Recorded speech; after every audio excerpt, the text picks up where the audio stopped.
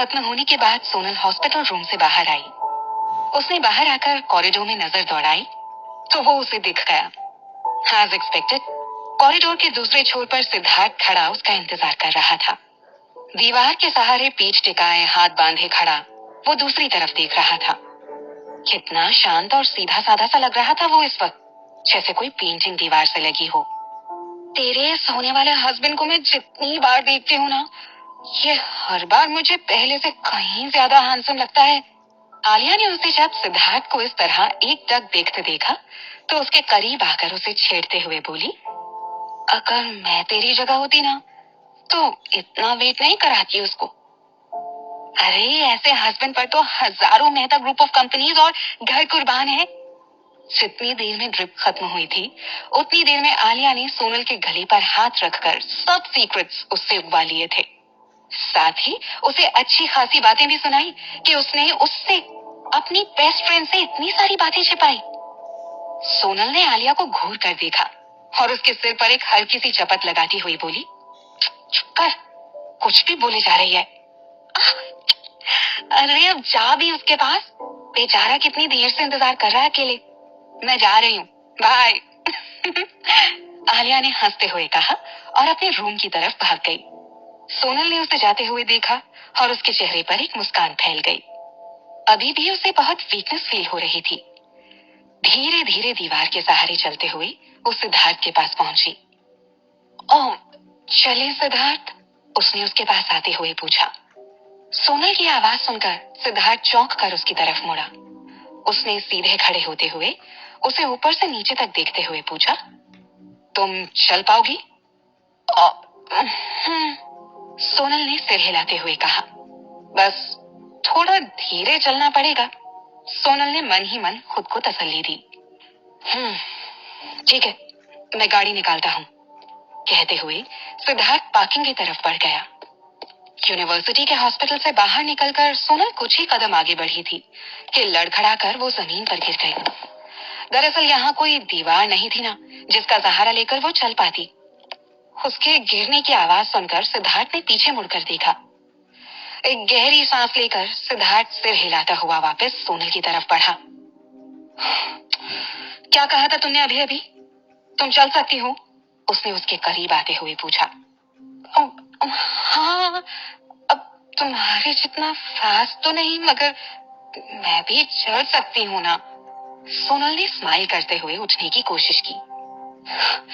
You know what, तुम्हें इतनी तकलीफ करने की कोई जरूरत नहीं है। अपनी बात खत्म करने से पहले ही सिद्धार्थ ने झुकते हुए सोनल को अपनी बाहों में उठा लिया। उसने इतनी फुर्ती से उसे उठाया कि सोनल को संभलने का मौका भी नहीं मिला। वो बस हैरानी से उसे देखे जा रही थी। उसे अपनी तरफ ऐसे देखता पाकर सिद्धार्थ ने अपनी आईब्रोज उठाते हुए उसे एक स्माइल दी और पूछा, ऐसे क्या देख रही हो? जिस स्पीड से तुम चल रही थी उस स्पीड से गाड़ी तक जाने में तुम्हें सुबह हो जाती। सिद्धार्थ की बॉडी एकदम फिट और वेल मेंटेन थी। उसने सोनल को इतनी आसानी से उठा रखा था जैसे वो कोई छोटी सी बच्ची हो। सोनल को भी उसकी बाहों में एकदम कंफर्टेबल फील हो रहा था। सिद्धार्थ के सीने से लगकर उसकी धड़कनें बढ़ने लगी थी। उसने कभी सोचा भी नहीं था कि सिद्धार्थ कभी उसकी इतनी केयर भी कर सकता है। न जाने क्यों, मगर उसे सिद्धार्थ के साथ अब अच्छा लगने लगा था। इस दुनिया में कोई तो है जो अब भी उसकी परवाह करता है। इस ख्याल से ही उसके दिल को एक सुकून सा मिल रहा था और उसके चेहरे पर भी एक प्यारी सी स्माइल आ गई। सिद्धार्थ ने जब उसे मुस्कुराते हुए देखा तो बोला, वाओ, लुक एट यू, कितनी खुश हो रही हो? हाँ, मजा आ रहा होगा ना तुम्हें? फ्री राइड जो मिल रही है, ऐसे ही हालत बना रखी है अपनी। अब तुम्हें यूं गोद में उठाकर चलना पड़ रहा है मुझे। हाँ, ये सुनकर सोनल के चेहरे पर लाली छा गई। तुमने रेडियो पर कहा था कि मेरे पापा मुझे घर ले जाने के लिए आए हैं। मेरे पेरेंट्स की डेथ के बाद इतने सालों में ये पहली बार है जब कोई मुझे घर ले जाने के लिए आया है, सोनल ने उदासी भरी आवाज में कहा।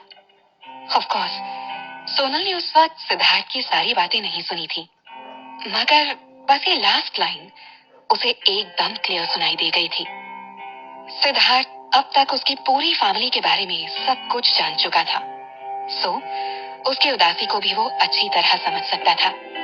उसने खांसने की एक्टिंग करते हुए कहा, डोंट वरी, आज से मुझे ही अपना दादी समझ लो। मैं आकर तुम्हें यहाँ से पिक कर लूंगा। कहते हुए उसने अपनी एक आंख दबा दी। चेहरे पर एक हल्की सी स्माइल आ गई, मगर उसके चेहरे पर अब भी उदासी छाई हुई थी। सिद्धार्थ ने चलते हुए सोनल की तरफ गौर से देखा। सोनल?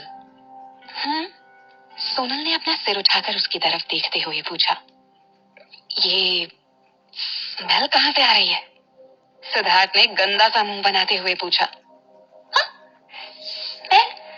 नहीं तो, मुझे तो कोई स्मेल नहीं आ रही।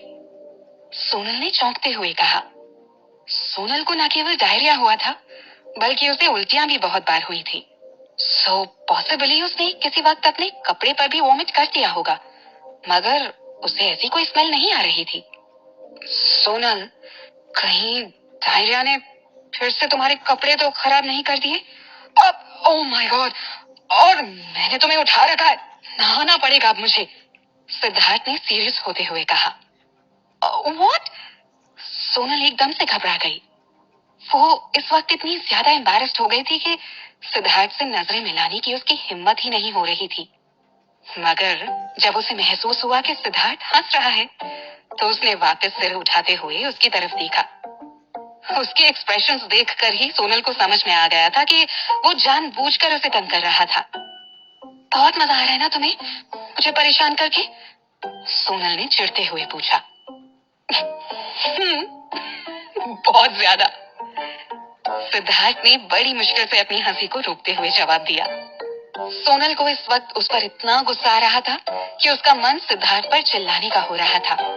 मगर जब उसने सिद्धार्थ को हंसते हुए देखा, तो वो बस देखते ही रह गई।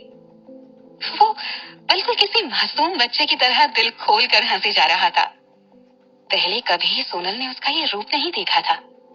वैसे तो जैसे उसकी हंसी में खोकर अपना सारा गुस्सा ही भूल गई, और उसके चेहरे पर भी गुस्से की जगह एक प्यारी सी मुस्कान तैर गई। सूरज ढले काफी वक्त हो चुका था। जगमगाती लाइट्स के बीच कैंपस और भी ज्यादा खूबसूरत लग रहा था। चारों तरफ एकदम शांति थी। दिन भर की तेज गर्मी के बाद अब ठंडी हवाएं चलने लगी थी, जो बहुत सुकून दे रही थी। रास्ते के दोनों तरफ लगे पेड़ और पौधे धीरे धीरे हिल रहे थे। झाड़ियों के बीच से झींगुरों के बोलने की आवाज सन्नाटे को चीर रही थी। पेड़ पर बैठे जुगनुओं के चमकने से ऐसा लग रहा था मानो सितारे जमीन पर उतर आए हैं। ऊपर साफ नीले आकाश में चमकते ढेर सारे सितारे, और पूरी तरह से खिला चांद जैसे उन्हें रोशनी दिखा रहा था।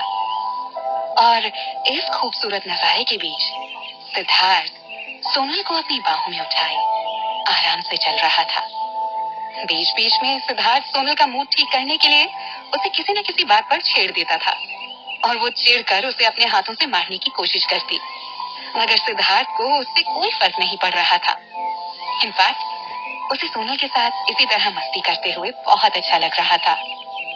इस शाम की खूबसूरत यादों को शायद उन दोनों में से कोई भी जिंदगी भर नहीं भूलने वाला था।